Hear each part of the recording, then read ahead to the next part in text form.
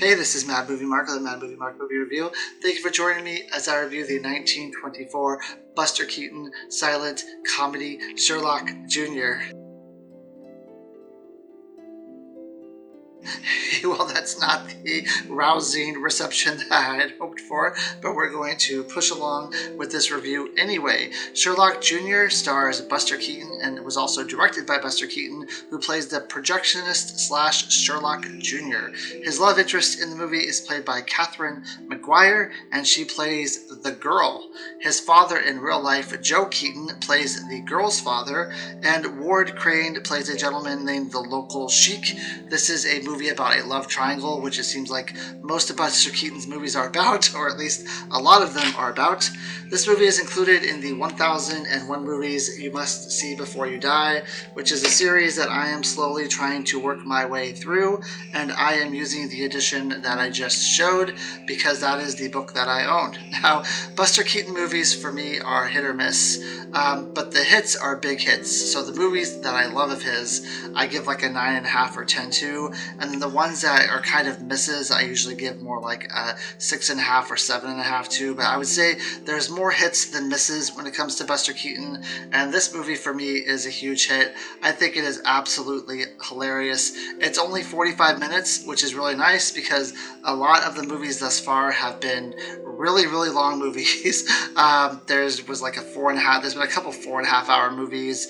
I think there was like a 6-hour movie. The next movie I have to watch is a 4-hour movie, so it's really nice to have a 45-minute movie where it's really tight. There's no time wasted. There's comedy everywhere. When there's not a joke being said on screen, there's like a punchline that's being set up, so it's really nice. The movie is paced extraordinarily well, and it is just absolutely hilarious. I think this is one of the better movies I've seen of Buster Keaton. So in the beginning of the movie, we're introduced to the projectionist. He is someone who is madly in love with this girl named the girl, and the local sheik is also in love with her. Both of them are poor. When the movie opens up, he is kind of sweeping outside the movie theater. There's a pile of trash in front of him. He has $2 in his pocket, and he wants to buy his girl a box of candy from the local store. Now he wants to purchase the one that's $3, and there's also one that's $1, but he can't afford the one that's $3, so he leaves the store sad and depressed that he's not able to get the box of chocolate that he wants. But as luck would have it, as he's sweeping up the trash outside, he finds a dollar bill, and he is extremely happy and ready to seize the day and go buy this $3 box of chocolate. However, before he can go do this, an old woman comes up to him, and she's very distraught, and she's very beside herself, and she says, "Oh no, son, I lost $1 in this pile of trash. Do you know if anyone found it?" And he's like, describe the dollar. She's like, "Oh, it's about, I don't know, this big and that big, and it's got like a picture on the back and it's green." He's like, "Yep, that sounds like it's $1. So he reaches into his wallet and he gives her the dollar, and of course he's sad by this, giveth and taketh away type of thing. But then another woman comes up and she says she lost $1 in the pile. Now, being the kind person that he is, knowing that he only found $1 in the pile, he still gives her the extra dollar that's in his pocket, and she goes away happily. Now then a third person walks over, and this is a guy, and before he can even say that he lost $1 in the pile, Buster Keaton's character just hands over the last dollar in his pocket, and the guy's like, "I don't want that dollar." And then he searches through the pile of trash and he finds a whole wallet with like tons of money in it, and Buster Keaton's like, "Oh my god, this pile is the ever-giving pile of trash." So he rummages through it, and of course he finds nothing else. So he goes to the store and he buys the box of chocolates for $1, but he changes the price on the sticker to $4 before he gets it to his girlfriend's house. And he goes over to his girlfriend's house and he gives her the box, and then he also presents her with a ring. I'm assuming it's an engagement ring. And she, of course, being the woman that she is, takes out a magnifying glass. She's like, "Where's the diamond on this thing?" Actually, no, she tries to find the diamond, and I think he gives her the magnifying glass, and it's like, here, you can find the diamond that way.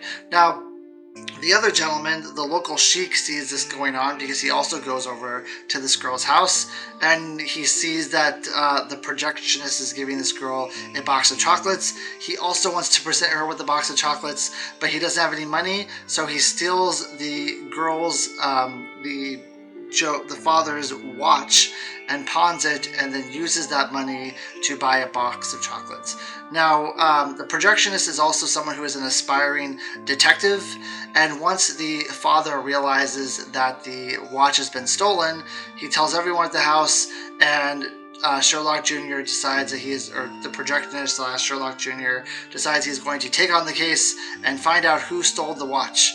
Now, after this happens, the local sheik, he has a receipt in his pocket for like the pawning of the watch, and he slips it into to the projectionist's pocket. So at the end, when everyone is searched, they find this pawn receipt on his body, and they believe that the projectionist is the one who did it. So the girl's father throws him out of her house and says, "I'm sorry, son, but you stole my watch, so we don't want to see you in this house ever again."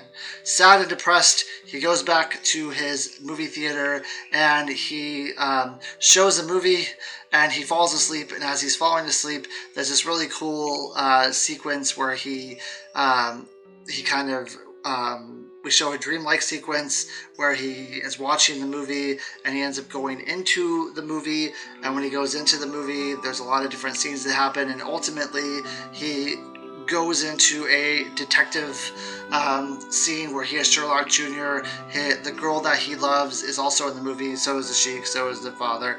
And the case he's working on is a case of stolen pearls. Someone stole the father's pearls. It's basically the same case that happened in real life, only instead of a watch, we have pearls. So Sherlock Jr. is the greatest detective in the world, and the father has hired him to do this case. Now, the sheik, the local sheik, and his minion set up all these traps around the house so that so that Sherlock Jr. not only can't solve the case, but will eventually die. And they're really funny scenes that are happening. There's an axe that's supposed to fall and kill him on a chair, and of course, like, that bumbles around a little bit, and the sheik's minion almost gets killed by that. And then there's an exploding billiard ball, which is also hilarious because the whole game of billiards that's happening around them, Sherlock Jr. is getting all these balls into the hole and is completely missing the ball that's supposed to explode. And at the end, I'm not going to say what happens at the end, but it's also really funny, this scene.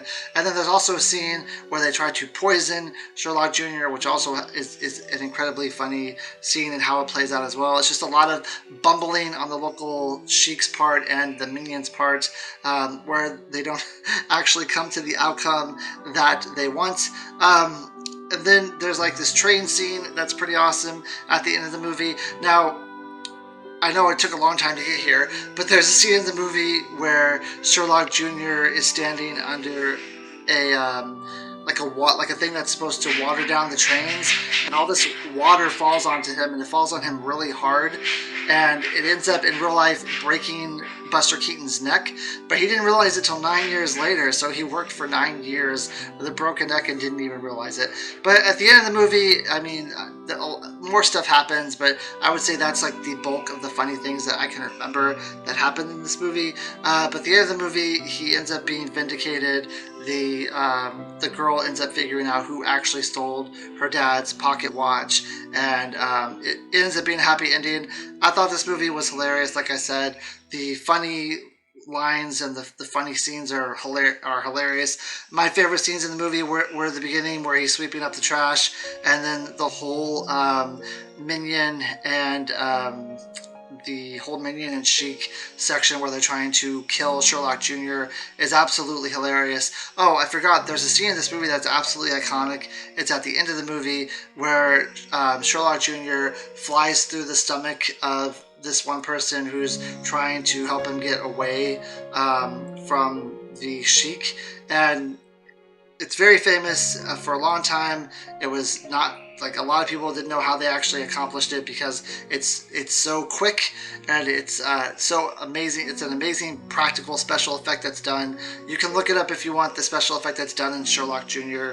It's, like I said, it's really famous. It's incredible how they did it. I absolutely love practical special effects more than I like special effects that are done digitally, and Buster Keaton is just a master of this. It's a fantastic movie for 45 minutes. It keeps your attention the whole way. You are just sucked in. You're really rooting for Sherlock Jr. here. And he is a really good detective, and you can tell he's a great detective because he's always one step ahead of the Sheik, and you don't know that because he's also one step ahead of what you're thinking too. So he's one step ahead of everyone. Really a great job here. I give it a 9.5 out of 10. I hope you join me next time when I review a movie called Greed, which is 4 hours long, so that will probably take me a little bit of time. Thank you.